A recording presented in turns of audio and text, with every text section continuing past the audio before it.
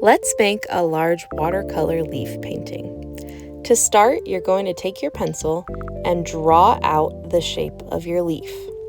We want to make sure that we are taking up most of the page and making our leaf nice and large.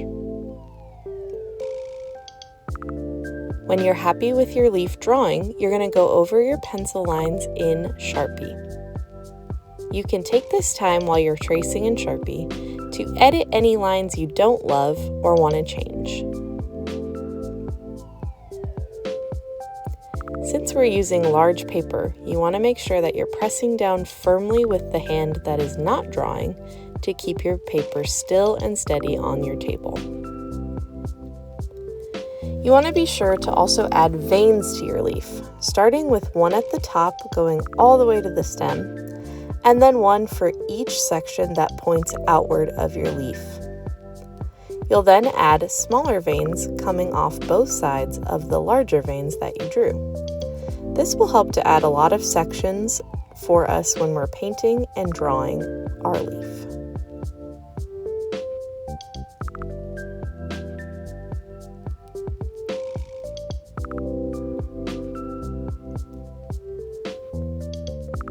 Once you're done with that, you'll erase any pencil lines you don't want. Now it's time to add Zentangles to our leaf sections.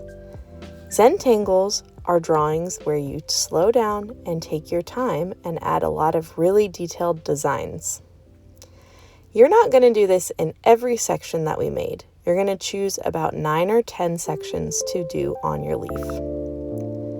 You want to vary the different weights of line you use, how dark you color, and designs that you choose to fill in with. Slow down, take your time, and let this be a time for you to relax your brain.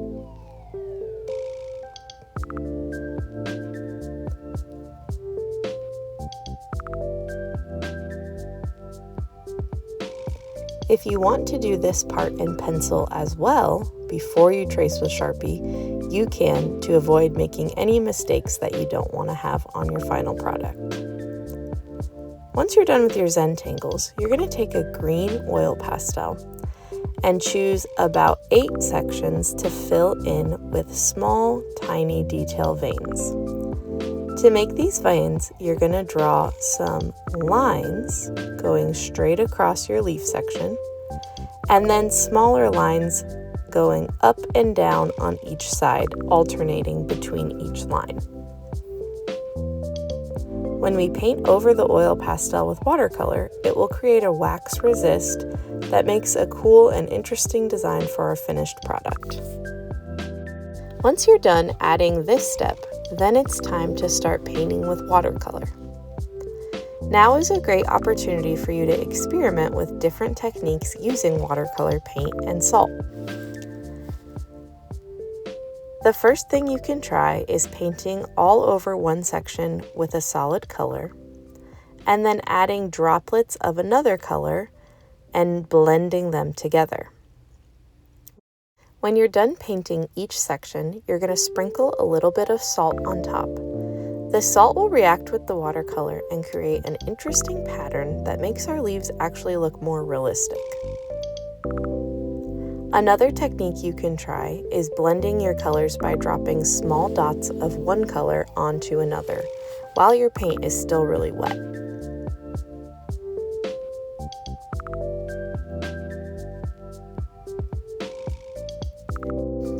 We are not going to fill in paint on the sections that have Zentangles in them. We'll leave these black and white so that they are highlighted in our final design. You can also try sprinkling salt over one color and then dropping another color over the salt and see the effect that that has. Have fun playing around with techniques for watercolor and finding the one that you really like for your design. You'll paint over all your green veins and open sections.